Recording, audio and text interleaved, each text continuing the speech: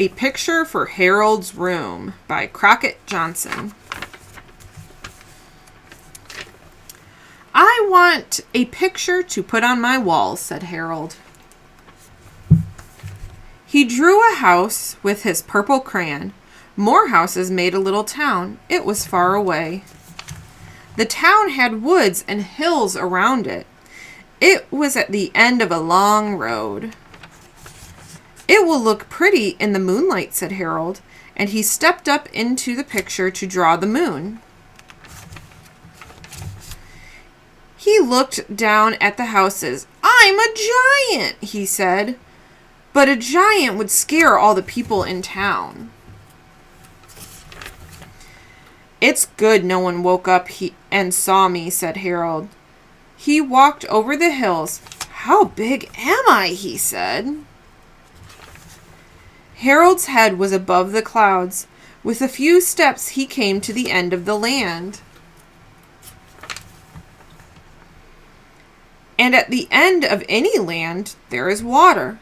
It's the sea, said Harold. There are seagulls? Harold was big enough to walk through the sea. A great big ship went by. It was an ocean liner. A big whale came up in the waves, spouting water, and just ahead of Harold was an old sailing ship. He easily caught up with it and passed it. The sea ended against a steep hill. Harold needed some rocks to step on. He climbed out of the sea and onto the hill. Then he saw that the ship was too near the rocks. He put up a lighthouse to show the sailors. And he went on his way over high mountains. Harold was taller than the highest mountain. I am higher than anything, he said. Then suddenly he thought of airplanes. Harold ducked just in time. It was a big jet plane flying very fast. There might have been a bad accident. Harold found a low place in the mountains. It was a good place for a railroad to go through. It came out onto a long flat field. Harold put some birds and flowers near the tracks. People like to see things from trains, he said. He went on, drawing tracks and birds and flowers, and he had to keep looking out for trains. It was a big job for a small boy. And all of a sudden, he saw how small he had become. He was half the size of a daisy. He was smaller than a bird. How could he get home? He could not wade home through the ocean. He could not climb those high mountains. And just then, he fell into a mouse hole. Excuse me, he said to the mouse.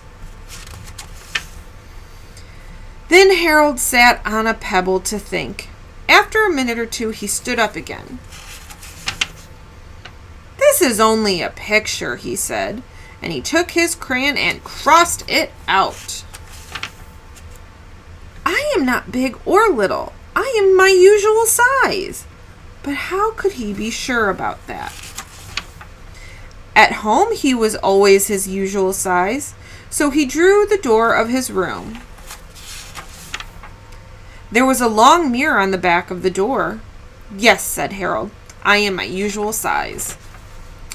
He was glad to be back in his room. He was tired, but he had no picture to hang on his wall. So before he went to bed, he drew another picture.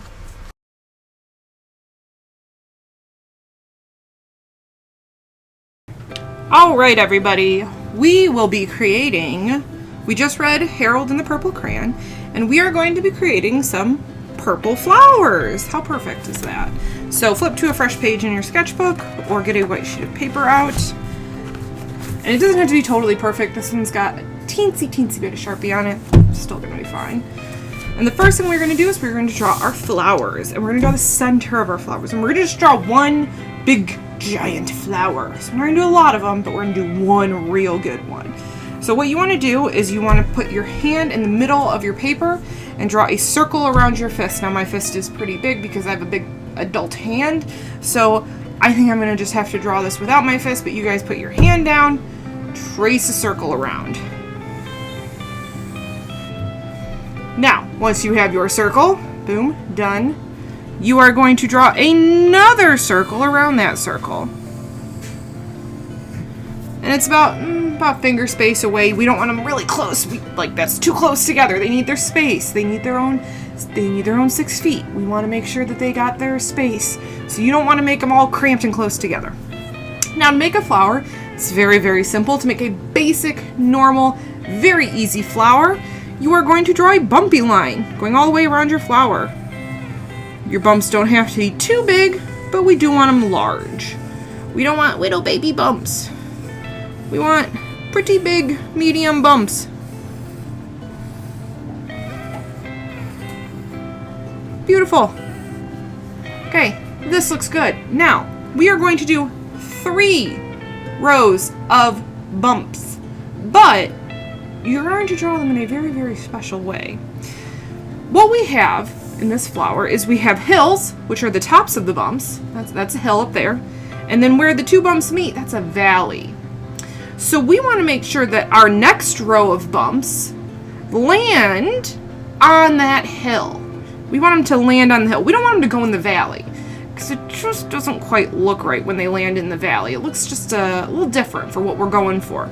So we want them to land on the hill. So watch me first. Now you can do 1 curve at a time, but I've done this a lot of times, so I can kind of go from one hop to the next hop, and I'm hopping on the hill, from one hill to the next, kind of like a bunny. Hop on the hill, hop to my next hill, hop to my next hill, hop to my next hill, hop to my next hill, and my next hill.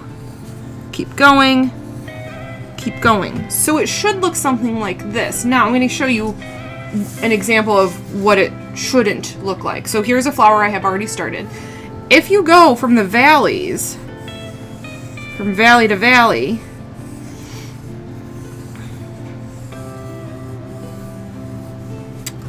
let's compare.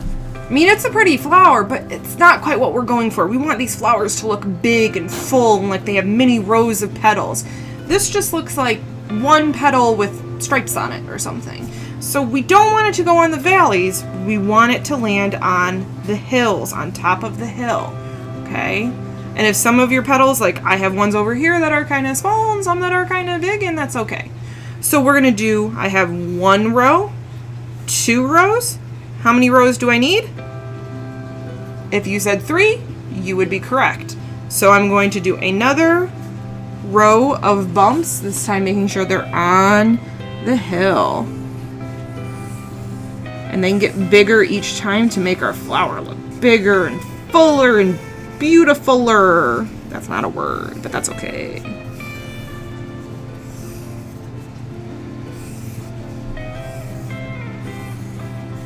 Okay, now that I have my 3 rows, it looks pretty good, right? It's filling up the whole page. I like it. This is what we want, okay? Now what you have to do is you have to draw 3. How many do you have to draw? You said 3, you'd be correct. 3 leaves, okay? So this is not our first time drawing leaves, hopefully, so it's pretty easy. You're going to draw a curved line like this, and another curved line. And then we're going to add some details, because right now it almost just looks like another petal that's a different shape. So to add a detail, you're going to draw a line from one corner of your petal to the other corner. And then you are going to do diagonal lines like this, going in different directions. Now I'm going to show you a different way to do a leaf, not what I really want to see. So you have the same shape. And if you do this, not really what we're going for. Not straight lines. We want diagonal lines where they kind of come off and branch off. Okay, so this one, not so much this one. So you are going to draw how many leaves again? Correct, 3 leaves. You can put them anywhere on your flower that you want. I think I'm going to do one here, one over here, one right over there. Now, we are going to do a background for this. So we're going to do a really, really simple pattern. We're going to keep it pretty easy. We're just going to do some stripes going across the back. If you want to make them wavy lines or bumpy, well, I wouldn't do bumpy lines because we have a lot of bumps going on already, but if you want to do like wavy lines or zigzag lines for your stripes, go for it. I like nice, simple stripes. Nice and straight, not even perfectly straight. Just like that. Now, we've drawn our purple flower. What's the next step? What do I do after I get done drawing? Good. If you said trace with a Sharpie, you would be correct. Remember, we are going to trace with a fat Sharpie. Be very careful. Sharpie is permanent.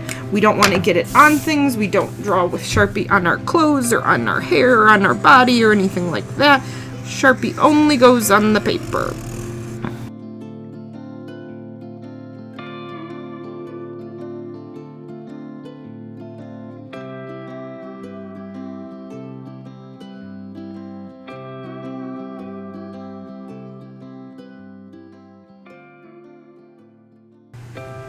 Okay, so we have drawn, we have traced. Now, does anyone know what I should do next? If you said erase, you would be correct. You're going to erase any pencil lines that you can still see. So I have some little pencil lines there. We're going to erase those so that they don't show up.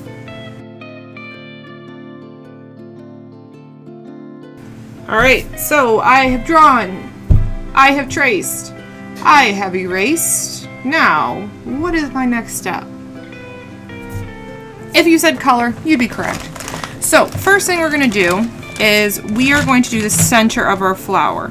And most flowers have yellow at the center. So what we're going to do is we're going to do yellow center and a ring of orange around the side. So that's what we're going to do first.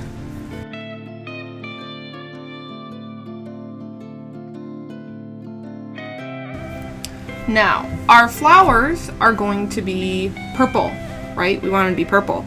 But we don't want them to just all be the same shade of purple. So what we're going to do is we're going to start with our basic purple marker that everybody should have, and we're going to do the first row of petals with this purple marker.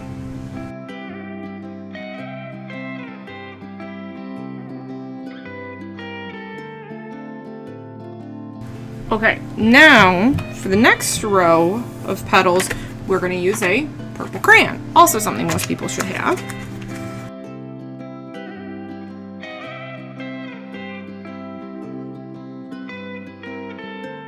Okay, next thing we're going to do is we are actually going to learn how to layer crayons. So our next row is also going to be a purple crayon, but after I finish that third row, I'm going to take another color and color over top of it. And I think I'm going to take like a blue and color over top of it so it becomes more of a dark bluish purple indigo, an interesting color that doesn't come in a crayon box normally. So I'm going to take purple and blue.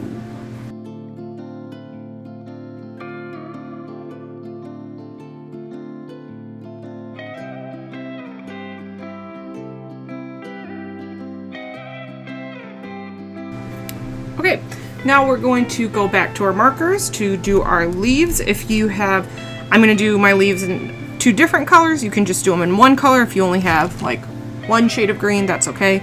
I have a few different shades, so I'm going to do mine in different colors. But our leaves are green.